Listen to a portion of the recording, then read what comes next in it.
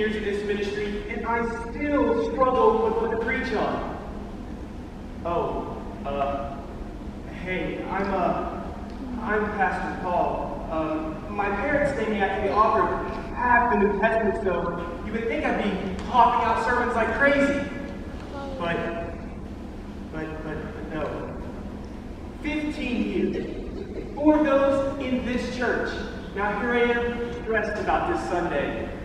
So many different thoughts cloud my mind when I try to decide what to preach on. There's so many things to consider. Everyone keeps telling me how much society's changed since I've been in the ministry.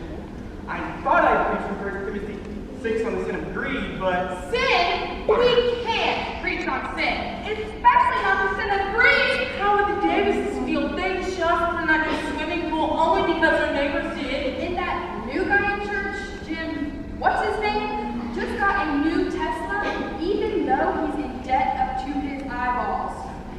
He does look cool in that car, though.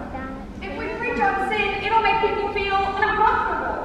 And if they're uncomfortable, they may look for another church. And that new church down the street is growing like crazy. And that pastor never preaches on sin. Why, our church would look like a failure if people went somewhere else. And people already know they're sinners. If we point it out, they'll think we're condescending. They'll feel bad about themselves. And they might go to the Methodist, or the Baptist, or even the Assemblies. Not the Assemblies! Stay away from calling sin, sin. It's hazardous to church growth. Everyone knows that. So, if I don't preach on sin, I know, I can challenge the congregation to reach the lost. We've got that service project coming up at the senior housing development. Not a good idea. A challenge to serve is a risky subject too. People are too busy today. They don't have time to serve. Do you really think God wants us in after our lives like that? Yeah, there's softball in the summer, Basketball in the winter, scrapbooking, barbecues, aerobics, all sorts of important things. by challenging them to serve more, they'll have to give up most of those things. And how would that make them feel? Bad about themselves. I don't want my church people feeling bad about themselves. Church should be a place where you feel good about yourself when you leave. So leave out the sin. Forget the selflessness. And never, ever use the word challenge again. I've gotten the Lord who's been doing the work in my life in the area of personal prayer. I can just... Sounds like another challenge to me. By challenging them to pray more, they'll be left feeling like they're doing something wrong. And after all, everyone prays differently. What about a real call to worship? Just don't ask them to abandon themselves in passionate worship. Things can get a little out of hand sometimes. Hands raised, shouting, glory, hallelujah! And amen! The gifts of the Spirit in operation! Then what will the visitors think?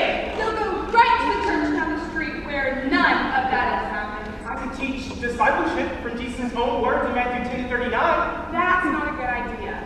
That's where Jesus says that whoever loses his life for my sake will find it. Do you really think that sort of a radical commitment would work today? Things have changed. People have changed. Let's make discipleship a matter of personal conviction. I haven't preached on tithing in a while. Don't preach on money! The second coming of Christ. Way too scary. And people will be left feeling inferior if we make them feel like they may miss the rapture. Divine healing. Better leave that to Benny Hinn. Gossip.